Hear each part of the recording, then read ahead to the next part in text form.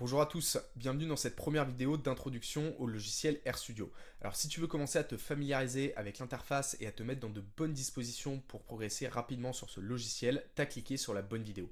Quelques mots d'introduction rapide avant de rentrer dans le vif du sujet. RStudio, c'est l'interface tout en un qui permet d'écrire et d'exécuter du code R. Ça, c'est la première distinction à avoir en tête. R, c'est le langage de programmation, RStudio, c'est l'interface. Avec RStudio, on peut faire énormément de choses. On peut faire de la manipulation de bases de données, de l'analyse de données, des statistiques descriptives, des cartes, des graphiques, des applications interactives, du machine learning et bien plus encore. Pour un statisticien, ça couvre quasiment tous les besoins. Et selon moi, RStudio, c'est le meilleur investissement que tu puisses faire en 2026 en termes de logiciel stat, et ce pour trois raisons.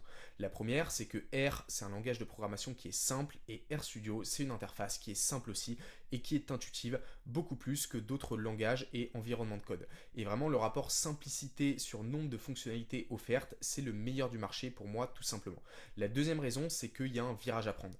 RStudio, c'est un logiciel qui est en train d'être adopté massivement dans les structures qui font de la statistique et notamment dans la fonction publique et de remplacer les anciens logiciels comme SAS qui ont fait leur temps. Il n'y a qu'à voir aujourd'hui les offres d'emploi orientées data, orientées stats, maîtriser le langage R dans la partie qualification, ça revient de plus en plus souvent. Et la troisième raison, c'est que R, c'est un langage qui est vivant. Il y a une communauté de codeurs et de développeurs qui est particulièrement dynamique et il y a des développeurs qui bossent en continu sur le développement de packages. Alors j'y reviendrai, mais les packages, c'est des ensembles de fonctions qui sont téléchargeables pour enrichir les fonctionnalités. Ben écoutez, on va pas tourner autour du pot plus longtemps, on va démarrer directement.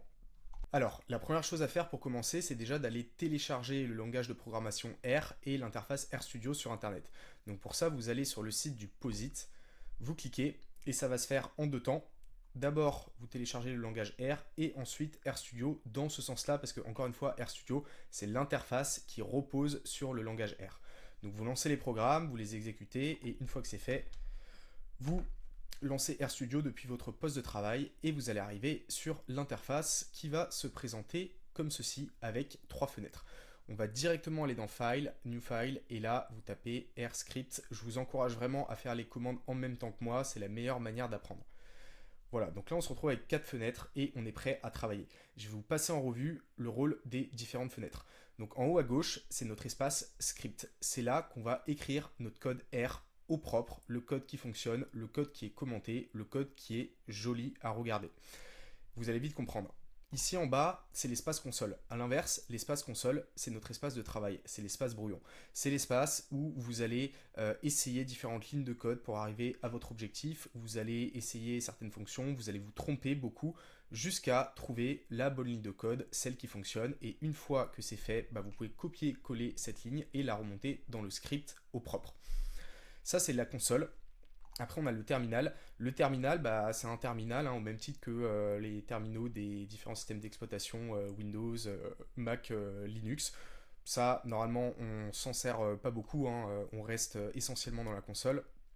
Et ça, cet onglet, en fait, ça sert à exécuter un script qui prend du temps en arrière-plan tout en continuant à faire des commandes. Ça permet en fait de superposer plusieurs commandes. On va passer en haut à droite. Ici, déjà, on a l'onglet environnement. Donc l'onglet environnement, ça permet d'avoir un visuel sur l'ensemble des ressources de votre session RStudio, que ce soit des bases de données, que ce soit des vecteurs, des fonctions, des graphiques, etc. Donc là, je vais vous montrer directement.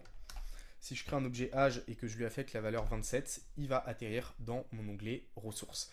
Ça permet de repérer des anomalies aussi, par exemple, moi ça m'est arrivé plein de fois de travailler sur un projet et de m'apercevoir que j'avais presque 10 fois la même base de données. Donc si elle est volumineuse, ça bouffe de la mémoire vive et il faut optimiser votre code. A l'inverse, si vous pensiez avoir importé une base de données et qu'elle apparaît pas ici, ça veut dire que votre code il est défectueux quelque part. Ici dans l'onglet History, on a tout l'historique de nos anciennes commandes. Là, l'onglet Connections, ça permet de se connecter notamment à des serveurs, à des bases de données SQL. Pour l'instant, vous en préoccupez pas.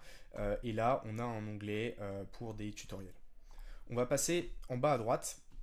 En bas à droite, c'est un petit peu tout le reste. Donc, il y a beaucoup de choses à dire, beaucoup de fonctionnalités ici.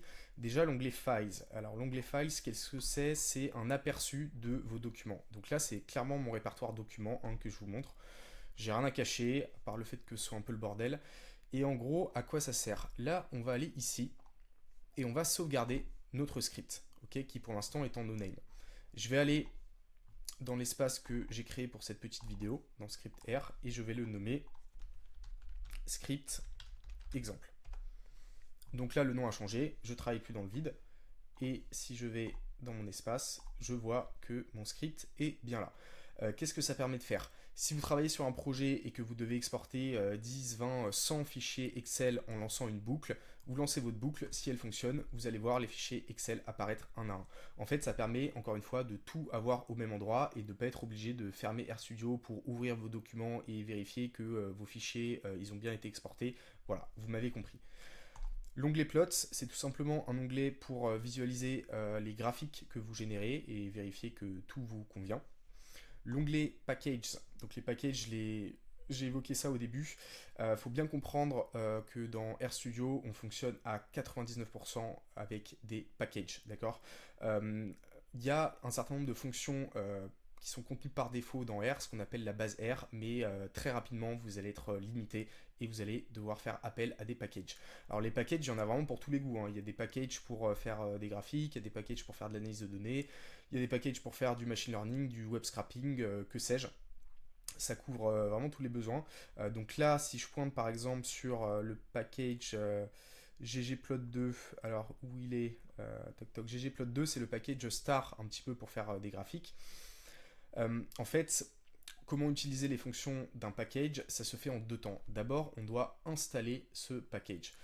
Comment on fait? Avec la fonction install.package. Et cette fonction, elle va construire un pont en fait entre votre RStudio et le site du CRAN, qui est le site de dépôt de l'ensemble des packages de R. On voit ça ici, et si on clique sur la petite icône, ça nous envoie sur le site du CRAN dédié à ce package ggplot. Donc en gros, la fonction install.package, elle va pointer sur ces dossiers et elle va les télécharger, d'accord? Une fois que le package il est installé, ça ne suffit pas, il faut aussi activer ce package. Donc on l'active avec une fonction qui s'appelle library. Là on peut juste cocher cette case, ça fait la même chose. Et là je vais pouvoir utiliser les fonctions qui apparaissent ici de mon package ggplot2. Voilà. C'était juste une petite présentation. Je ferai une vidéo dédiée, je pense, au package parce qu'il y a énormément de choses à dire. Mais voilà, ça c'est l'onglet qui vous permet de visualiser tous les packages qui sont installés sur votre session. Ensuite, on a l'onglet Help. Alors, l'onglet Help, déjà, si on va sur la maison, il y a un ensemble de ressources, de supports de formation, de documentation, qui est très utile, hein, que je vous invite à aller farfouiller. Une situation qui arrive tout le temps au chargé d'études, c'est de savoir quelles fonctions il faut utiliser, mais d'en avoir oublié les caractéristiques, les options. Donc dans ce cas-là, on fait point d'interrogation, on tape le nom d'une fonction, par exemple ici sum, on des parenthèses, on lance, et là, on a la documentation de la fonction sum qui apparaît. Donc c'est plutôt pratique. Et les deux derniers onglets, il ne faut pas trop s'attarder dessus pour le moment, parce que c'est pour des utilisations un peu plus poussées. Viewer, c'est pour visualiser des objets interactifs, et présentation, c'est pour visualiser des rapports automatisés. Bah écoutez, pour finir, on va illustrer un petit peu tout ça avec un exemple, avec une petite base de données très mignonnette qui est présente par défaut dans R et qui s'appelle Iris. Donc Iris, c'est une base de données sur des plantes avec 4 variables numériques et une variable qualitative. La première chose qu'on peut faire, c'est d'affecter cette base de données à un objet à nous qu'on va créer qui s'appelle base exemple. Donc là, on lance avec la flèche d'affectation et on a un nouvel objet qui a atterri dans notre espace environnement. Si on clique dessus, on a une visualisation et c'est bien la base de données Iris. Voilà, là on peut trier les colonnes par exemple. On peut faire quelques opérations sur cette base, hein. Par exemple, la fonction dimension, ça nous donne le nombre de lignes 150 et le nombre de colonnes de notre base. On peut faire la fonction summary qui nous donne les caractéristiques de cette base. Donc là, on a un petit focus sur les variables numériques avec minimum, maximum, moyenne, médiane, sur la variable espèce aussi avec la répartition des individus par espèce. Voilà, donc on a des dizaines, des centaines de fonctions, hein, je vais pas toutes les passer en revue. Ce qu'on peut faire pour vous montrer comment la console et l'espace script communiquent, c'est que là, on a nos lignes de commande qui marchent bien, et ben on peut les remonter dans notre script qu'on va commencer à commenter. Donc là, script de présentation de l'interface RStudio. On peut commenter aussi ligne par ligne, hein, toujours avec des dièses. Affectation d'iris à l'objet base exemple. Pareil pour la fonction dimension. Dimension de la base.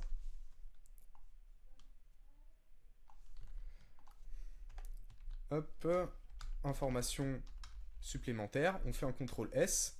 D'accord. On enregistre nos modifications et on est bon.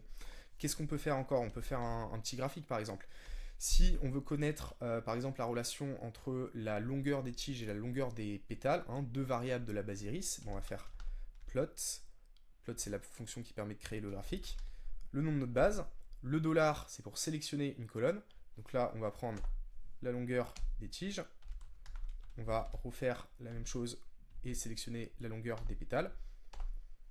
Et si on lance, on a bien notre graphique, d'accord, avec la relation. Dans la console, si on veut revenir à la commande précédente, ça c'est absolument indispensable, c'est très très utile. On appuie tout simplement sur la flèche du haut. Là, l'option main, ça permet de rajouter un titre, hein, donc je peux mettre relation entre la longueur des tiges et des pétales. Hop, je mets une virgule pour séparer. Et là, j'ai un titre qui apparaît. On peut aussi mettre un titre, hein, pour les abscisses, pour les ordonner. Cette commande, je vais la remonter, hein, de la même manière. On peut la commenter ici. On peut zoomer sur le graphique. Là, on a un bouton export. Donc ça, c'est tout simplement la ligne de commande qui permet d'exporter le graphique qui est intégré dans un bouton. On peut sauvegarder comme image. Hein. Graphique iris. Là, je choisis mon répertoire. Donc toujours le même. Toc, je vais aller là. J'enregistre. Et là, si je reviens, on voit que mon graphique, il s'est bien enregistré en format PNG. Voilà, bah écoutez, je pense que c'est pas mal pour une première vidéo de simple présentation de l'interface RStudio et du rôle des différentes fenêtres. Encore une fois, c'est pas la peine de retenir les fonctions, hein, ça va venir naturellement, il faut bien comprendre juste comment ça fonctionne. Dites-moi un peu plus sur votre situation, si vous êtes étudiant, si vous êtes actif, pourquoi vous vous intéressez à RStudio, quels sont vos besoins, ça m'orientera pour les prochaines vidéos. Et moi, je vous dis à la prochaine, prenez soin de vous.